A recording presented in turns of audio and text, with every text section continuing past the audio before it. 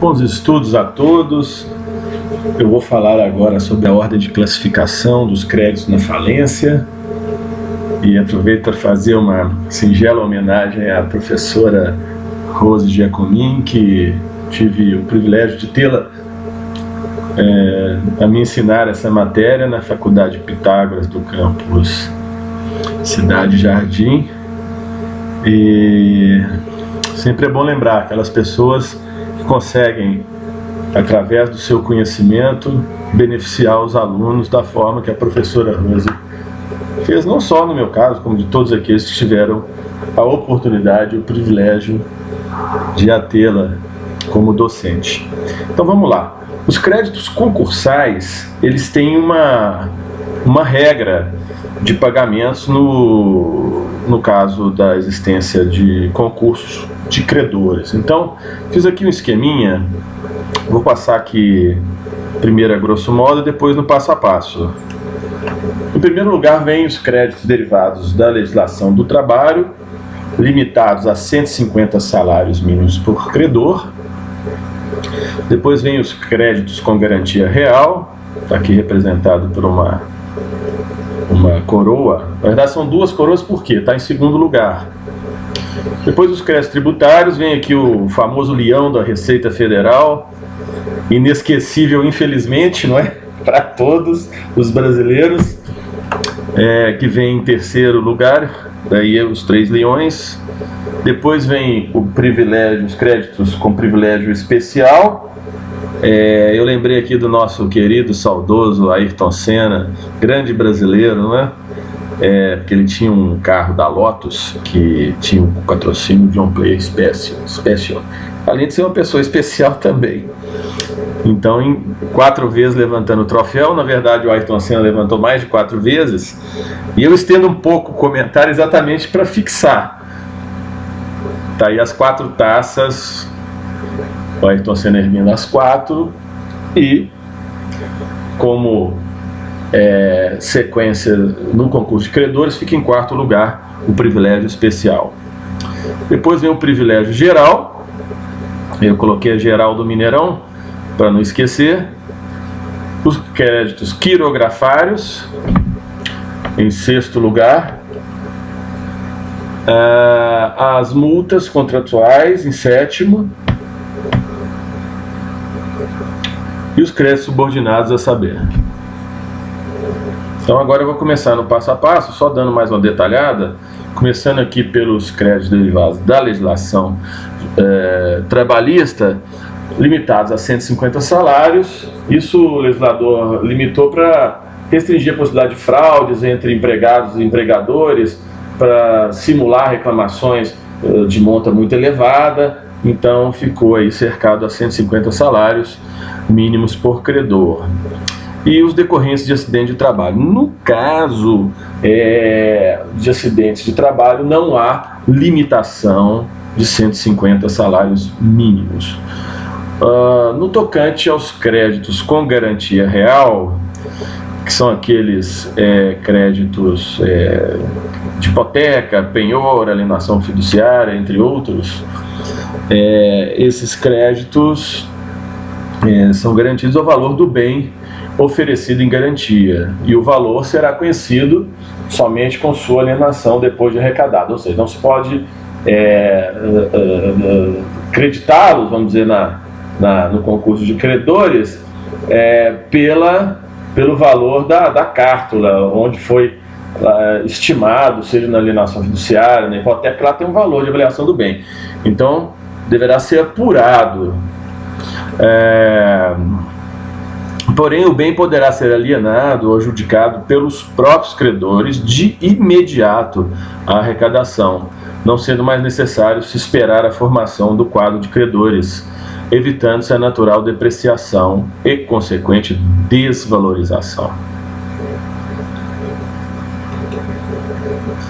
Se os recursos com a venda do bem não forem suficientes ao pagamento integral do crédito garantido, o saldo concorrerá juntamente com os quirografários. Ou seja, o bem foi vendido, o crédito é superior.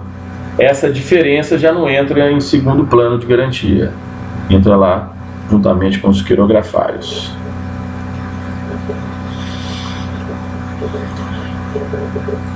Também entram na ordem de classificação antes mesmo do resíduo trabalhista, o que está sendo muito criticado. Isso foi mudado aí recentemente,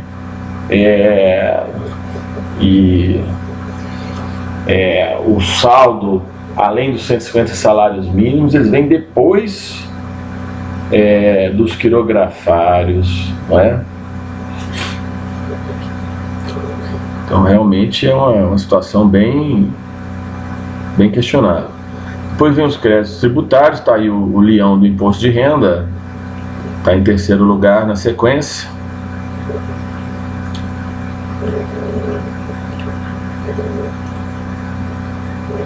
Independente da sua natureza e tempo de constituição. Excetuado as multas tributárias. Então as multas, representei pelo dinheiro aqui, que tem natureza de créditos quirografários. Pode confundir muito em concurso, em OAB, isso, né?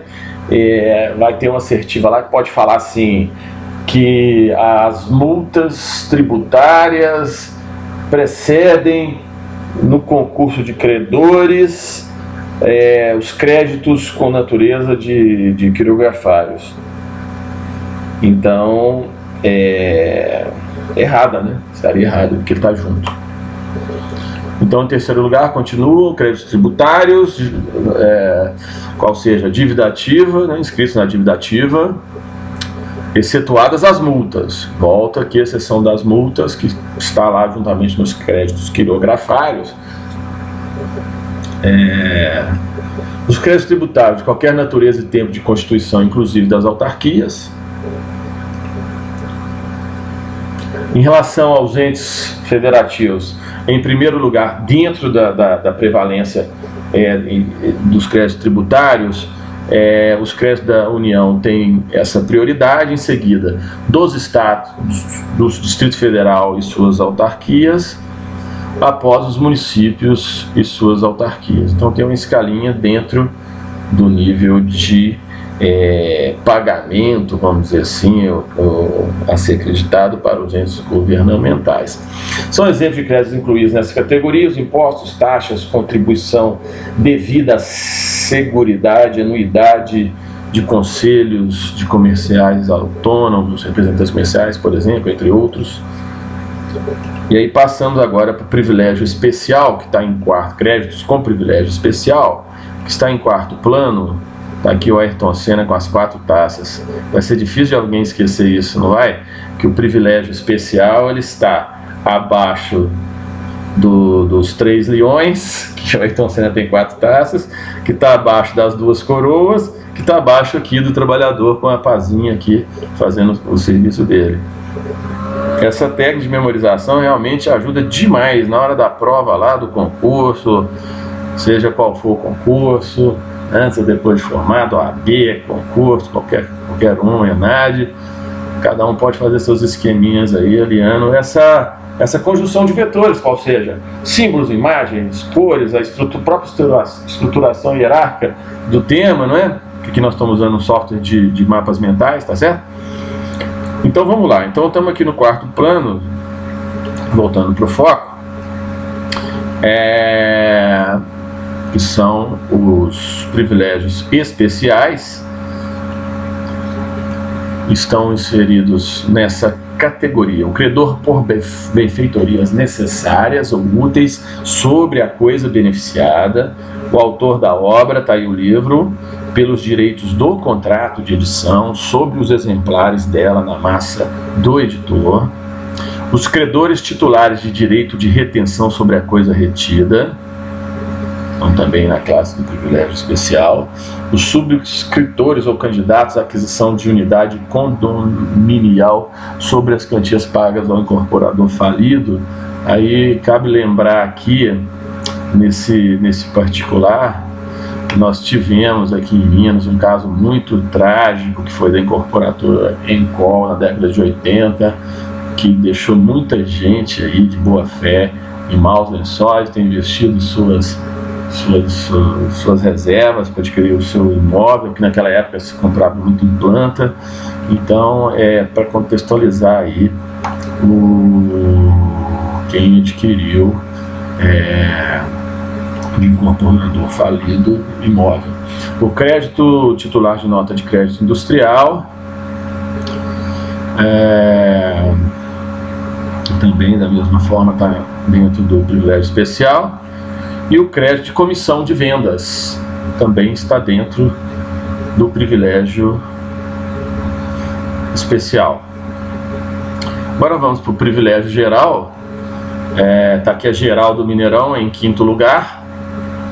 Abaixo, relembrando, do privilégio especial. Agora vamos voltando aqui, está todo mundo já decorando, né? Privilégio especial. Aí as 4 taças do Ayrton Senna. Dos tributários estão os 3 leões. Garantia real estão as 2 coroas e o trabalhador com a pazinha aqui. Então vamos lá, 1, 2, terceiro nível está aqui, tributários,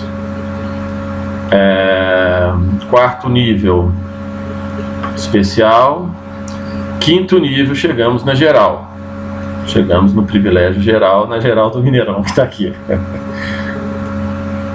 Aí eu tive que lembrar aqui, só porque está em quinto grau, um jogo que o Cruzeiro ganhou do Atlético de 5-0, espero que os atleticanos não se sintam diminuídos com isso, é apenas uma forma de mostrar aqui que a geral está em quinto lugar.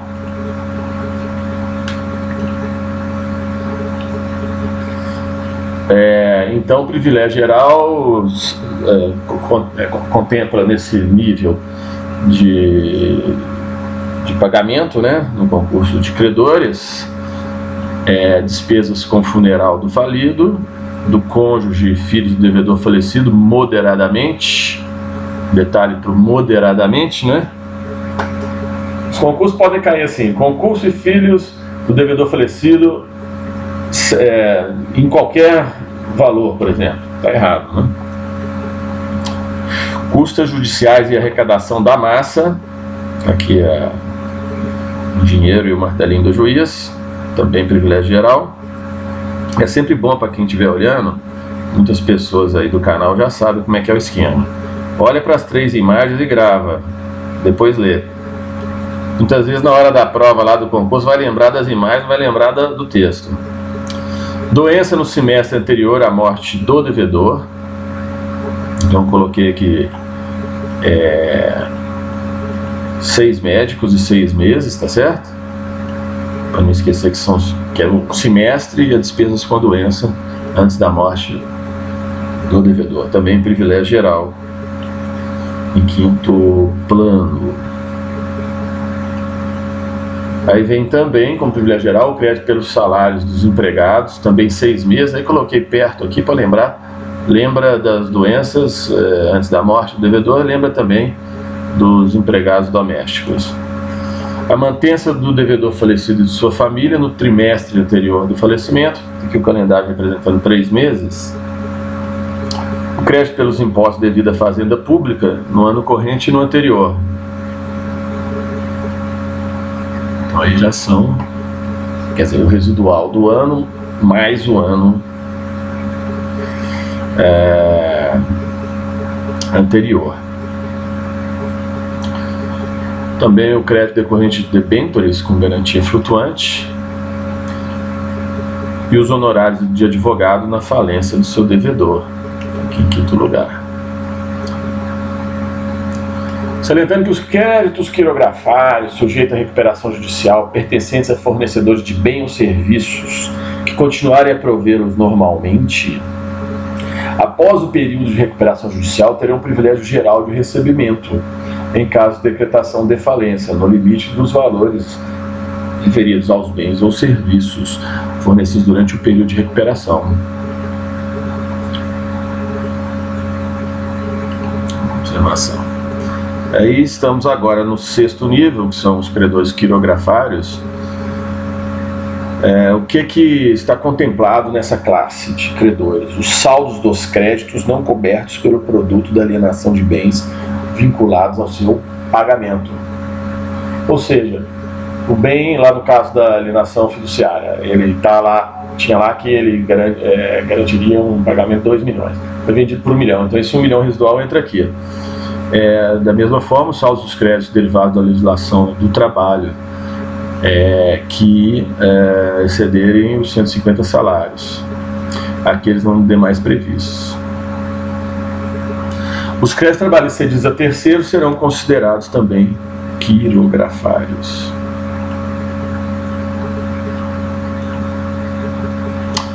No sétimo, aqui é 6, leia esse 7 aqui. No sétimo plano, as multas contratuais e penas pecuniárias por infração a leis penais e administrativas. Então está aqui no auto de infração de trânsito, para não esquecer.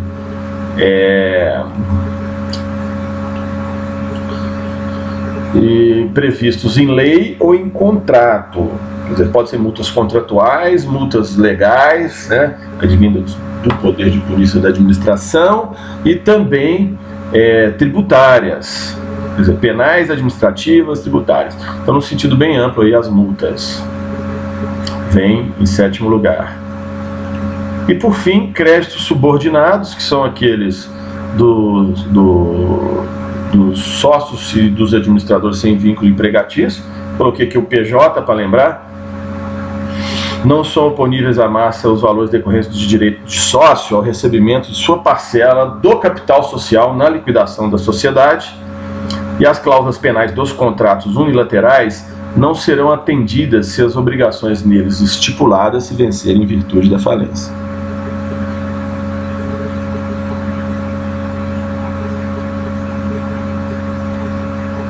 Então terminamos aqui o concurso de credores,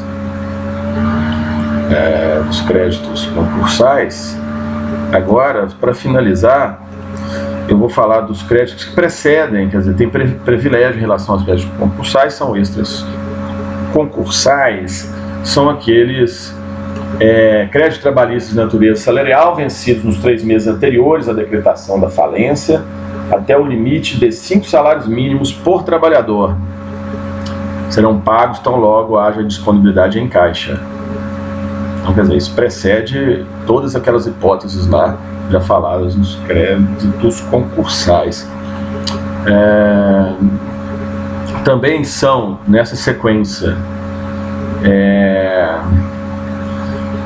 créditos extraconcursais, remunerações devidas ao administrador judicial e seus auxiliares, créditos derivados da legislação do trabalho, prestados após a decretação da falência, quantias fornecidas da massa pelos credores, despesas com arrecadação, administração, realização do ativo e distribuição do seu produto, custas do processo de falência, custas judiciais relativas às ações e execuções em que a massa falida tenha sido vencida, obrigações resultantes de atos jurídicos válidos praticados durante a recuperação judicial ou após a decretação da falência, e tributos relativos a fatos geradores ocorridos após a decretação da falência. Então, o legislador ele marcou muito bem esse marco temporal.